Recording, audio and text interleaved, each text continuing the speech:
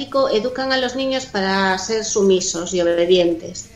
Y no quieren que, no te voy a decir no quiere que progresen, pero tienen un techo de cristal para mí, el famoso mande, o sea, que todavía en mi colegio te sigan diciendo no se dice que se dice mande, ya es que dice mucho, ¿no? Entonces, yo creo que la diferencia entre uno público y uno privado, pienso, es más que a nivel académico, que obviamente en un colegio público, porque lo veo aquí lo veo muy claro, hay gente de muchos sitios y el nivel que reflejan los niños es el nivel que hay en su casa, y ahí sí que se pueden disparar, ¿no?, las diferencias.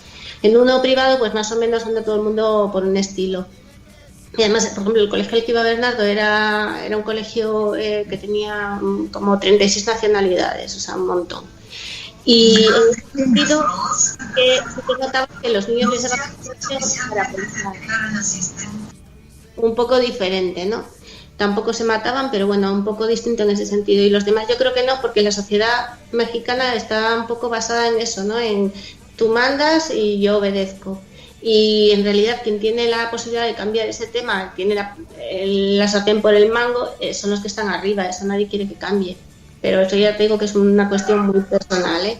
Pero me tocó vivir las huelgas de maestros y de verdad me daba vergüenza ajena ver lo que estaba pasando y lo que estaban haciendo, porque una cosa es que defiendas tus derechos, que evidentemente todos debemos hacerlo, no es que podamos, es que debemos, y yo soy asturiana, ya sabéis las que se lían en Asturias por la mínima, pero aquello no era normal. O sea, yo no quiero que a mi hijo lo eduque una persona así, ninguno de ellos. Es que también en la escuela, en los colegios públicos, en las escuelas públicas, porque es que, bueno, aquí en México también hay que diferenciar, la escuela es la pública y el colegio es el privado, o sea, es el nombre, ¿no? Sí. Digamos que también una diferencia muy importante o algo que afecta mucho a la educación es el sindicato.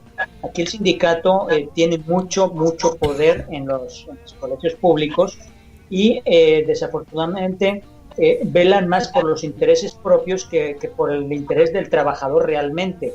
O sea, lo que les interesa más que nada es tener su cuota de poder y meter en los puestos claves a quien ellos quieren. La problemática que venía en los últimos años venía derivada de que desde el gobierno se quería eliminar ese favoritismo, ¿no?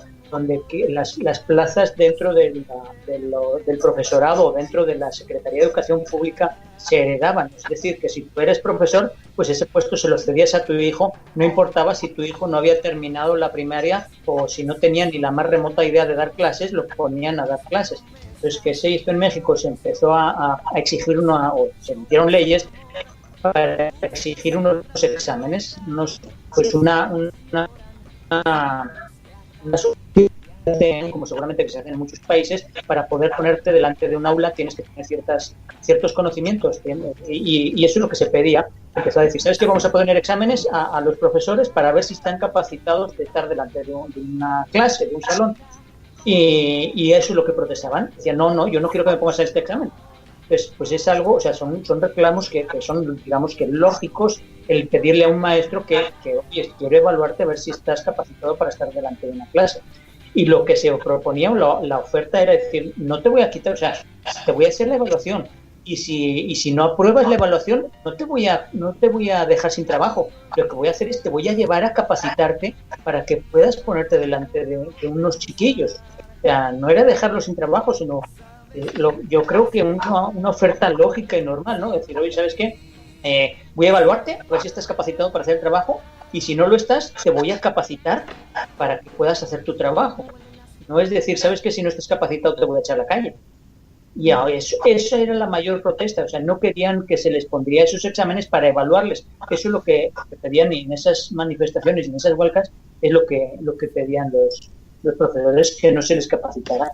Y te digo, yo tengo dentro de mi círculo personal, tengo conocidos que están dando clases en colegios públicos y que ellos no estudiaron de magisterio, no estudiaron la carrera de profesor, estudiaron alguna otra cosa y tal, y los ponen a dar clases de matemáticas cuando resulta que a lo mejor estudiaron historia y de matemáticas no tienen ni idea, pero como consiguieron por el conocido, por el amigo, por el primo, por el tío, por el familiar entrar al profesorado, pues están dando clases cuando resulta que no tienen ni idea.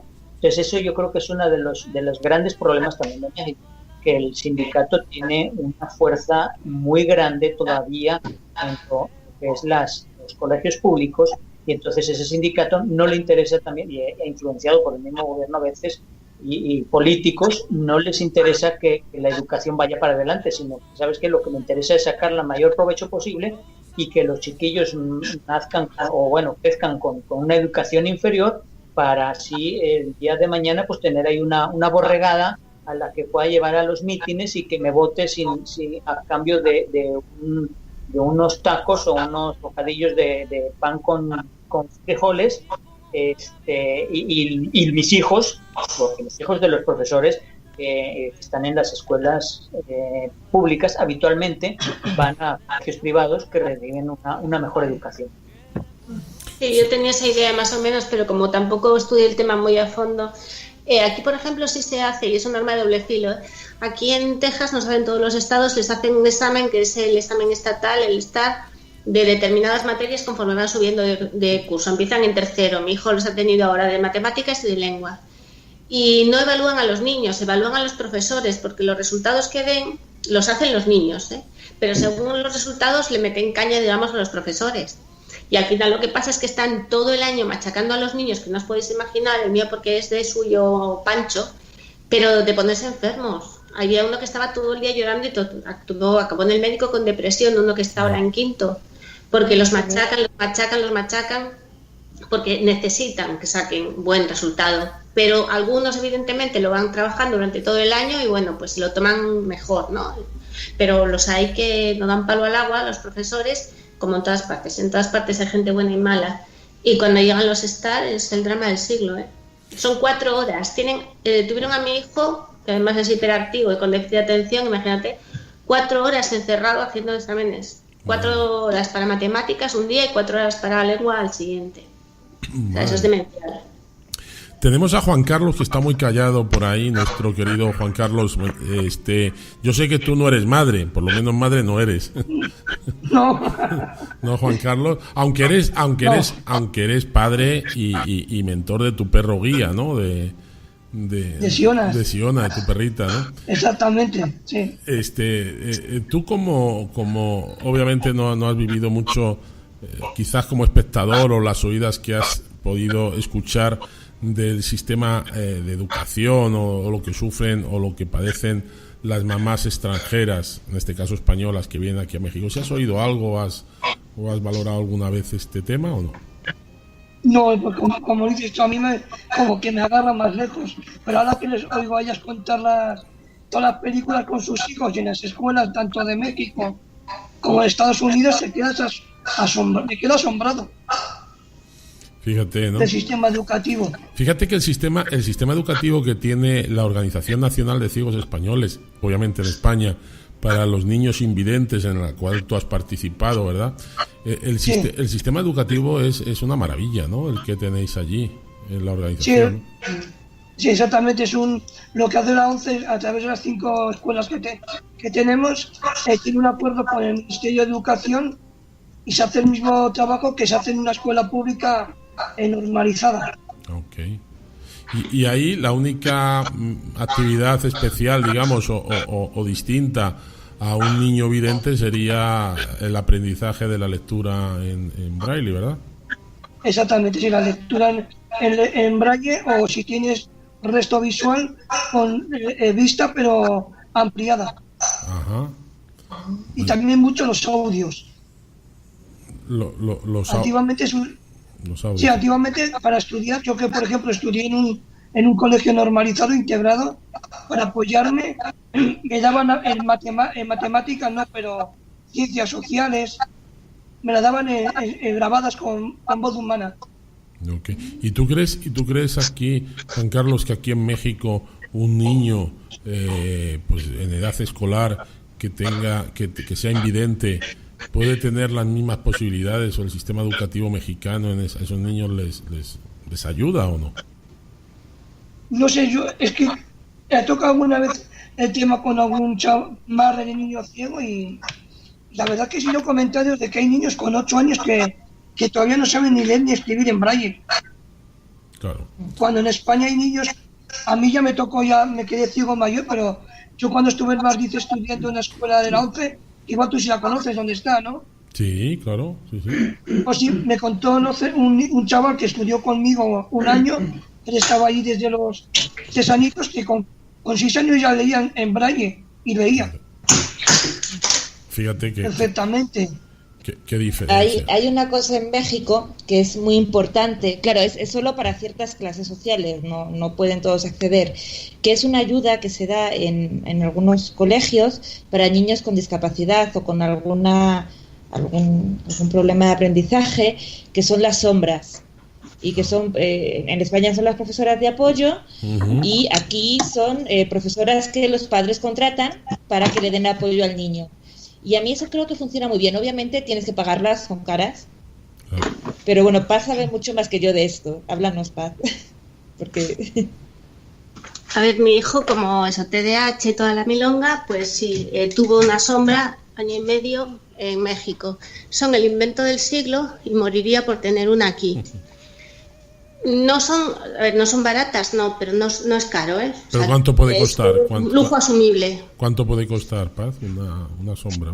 Pues mira, depende mucho del niño. Yo te digo la verdad, ahora mismo no sé lo que le pagábamos, pero no sé si pueden ser 300 euros al cambio, más o menos al mes. Pero estaba con el niño todos los días, a todas horas en el colegio, desde que entraba hasta que se iba, y excursiones incluidas. Ya te digo, igual estoy mintiendo en las cifras, pero yo creo que más o menos era algo así, Bernardo solo necesitaba apoyo conductual. Su problema no es, digamos, intelectual, ¿no? Pero tengo amigas que tenían niños con problemas mucho más serios que el mío y que además necesitaban también que le dieran refuerzos en las clases, por ejemplo. Y tienen que ser ya, en el caso de Ale, acababa de terminar la carrera de psicología. Pero esta otra amiga necesitaba que fuera además terapeuta específica en una serie de temas y bueno, más complicado, ¿no? El problema es que no todos los colegios las admiten, solamente los colegios inclusivos, exacto. Y no puede haber más de 2 por clase. En el caso de Bernardo no importaba, me parece, o solo 1 por clase, no recuerdo, no importaba porque como no tenía que darle más que apoyo terapéutico era más sencillo, pero si tuviera que darle, digamos, clases, tendría que ser solamente 1 por clase y bueno, historias de estas.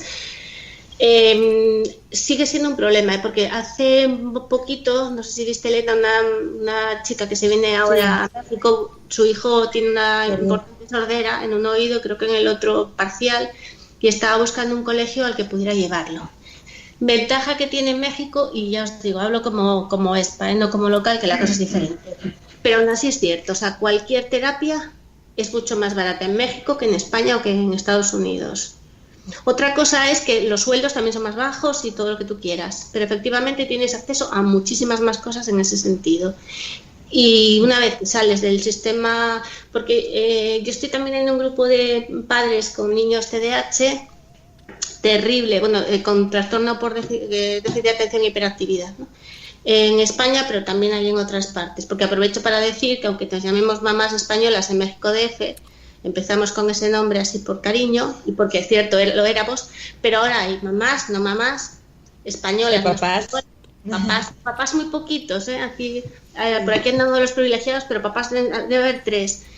Yo estoy porque ejerzo de papá. Y muchas que no solo no son españolas, puede ser de cualquier parte, tenemos hasta rusas. Y no todas están en el DF, lo cual está fantástico, porque si alguien se quiere hacer un viajecito, tú por ejemplo, o te quieres ir a Mérida o lo que sea, tienes a gente ahí también. Pero bueno, en este grupo de TDAH te cuentan cosas terribles, es muy complicada la inclusión de según qué grupos, ¿no? Y niños que, por ejemplo, son niños que tengan alguna discapacidad física, pues tipo niños sordos, ciegos, como que todo el mundo es súper comprensivo y todo el mundo quiere ayudar, porque queda horrible decirle a un niño invidente, aparta que tú estás de gato perdido y tal, ¿no? Pero a un niño con TDAH, como no se le ve, y quien dice eso dice niños autistas, en clase de Bernardo hay uno claramente autista, que no sé cómo no se ha dado cuenta nadie más que yo, y que esos, como no se ve, pues leña al mono, ¿no? Se pasa realmente mal. Pero México en ese sentido, en la privada, tienes acceso a muchísimas cosas. Es el país que, vamos, yo me hubiera firmado por estar ahí 10 años más solo por eso. Frío, Perdón. Tú y yo, mamá. Vamos, bien, aquí está el HD, hola. Hola, Bernardo, ¿cómo estás? Pero sí, es complicado, pero es más fácil. Sí, México es mucho más fácil. Ahora, yo me imagino que en un colegio público y con el tipo de educación que llevan, tiene que ser ya la muerte. Mm.